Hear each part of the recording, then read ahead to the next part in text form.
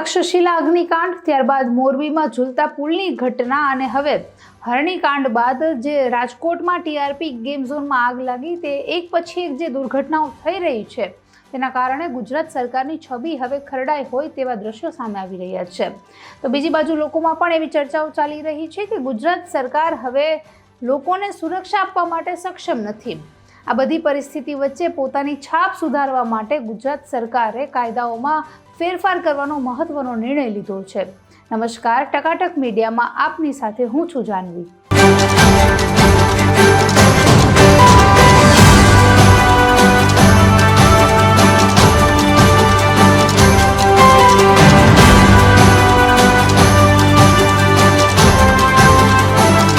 Rajkot TRP game ઝોનમાં જે અગ્નિકાંડ થયો તેના બાદ હવે લોકોનો ગુસ્સો સાતમા આસમાને છે, જેની ભનક હવે રાજ્ય સરકારને પડી ગઈ છે.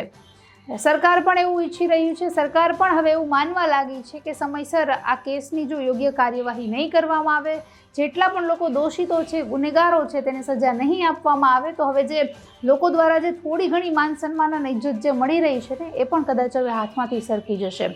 અને કદાચ એટલા જ માટે ગુજરાત સરકારે જે પણ ફાયર સેફ્ટીને લઈને જે એક્ટ છે તેમાં પણ ફેરફાર કરવાનું અને અમુક નવા જે નિયમો છે તેને આવરવાનું નક્કી કર્યું છે. આ નવા નિયમો મુજબ હવે જે કોઈ ઉચ્ચ અધિકારી હશે, જે કોઈ સરકારી કર્મચારી હશે, જો એની પણ લાપરવાહી કે બેજવાબદારી જણાશે તો તેમને પણ કઠોર સજા સંભળાવવામાં આવશે. અત્યાર સુધી માત્ર જે ગુનેગાર વ્યક્તિ હોય, જે આરોપીઓ હોય, તેમને જ સજા થતી હતી, પણ જે જવાબદાર અધિકારીઓ હતા, જે સરકારના વ્યક્તિઓ હતા, તે કાયદેસર આરામથી બચી જતા હતા.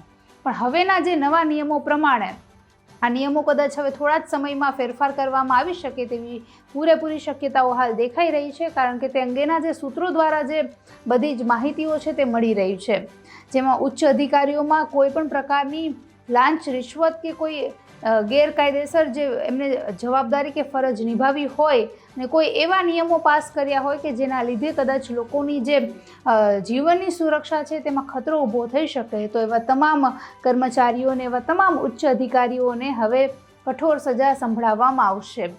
આ અમુક નિયમો જે ફાયર સેફ્ટીને લઈને આપણા બંધારણમાં ઓલરેડી આપેલા છે, પણ અમુક નિયમો એવા છે કે જેમાં કોઈ પણ સરકારી અધિકારીઓને લઈને કોઈ ચોક્કસ વ્યવસ્થાઓ કે કોઈ ચોક્કસ સજાઓ સંભળાવવામાં નથી આવી.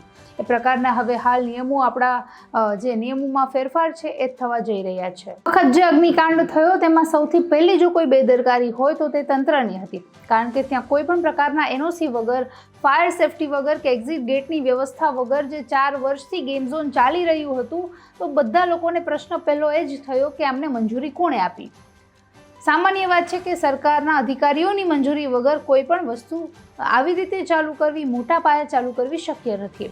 તો જેવી રીતે અધિકારીઓની સંડોવણી આ મામલામાં આવી, ત્યારે સરકારને કદાચ લાગી ગયું કે હવે ધીરે ધીરે આખા જે બધા જ કડીઓ જ્યારે ખુલશે, જ્યારે પાસાઓ બધા છતાં થશે, ત્યારે સરકાર પણ આમાં જે ગુનેગાર છે તેમના ગુનાઓ પણ સામે આવશે.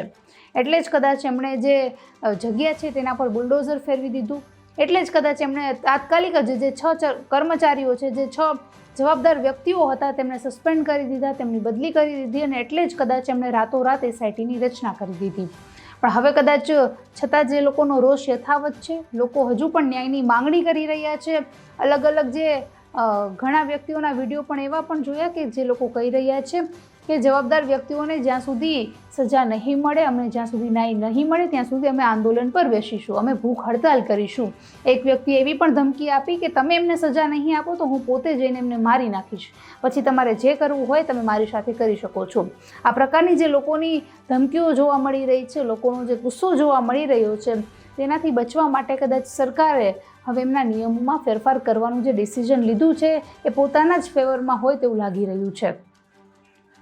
નમસ્કાર.